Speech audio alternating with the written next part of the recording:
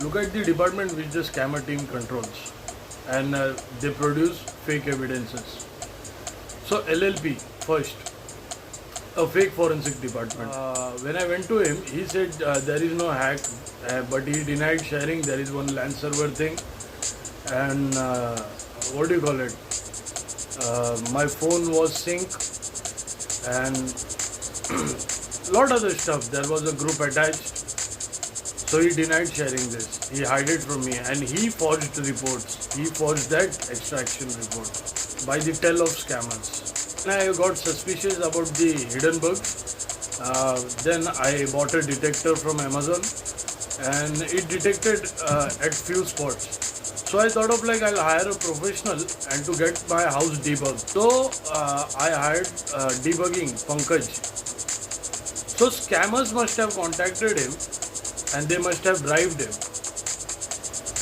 And he said there are no bugs, even though the detector detected at every spot.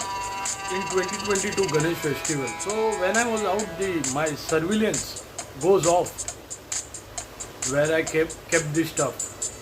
It goes off, and for 2 days. This is where forgery came on record.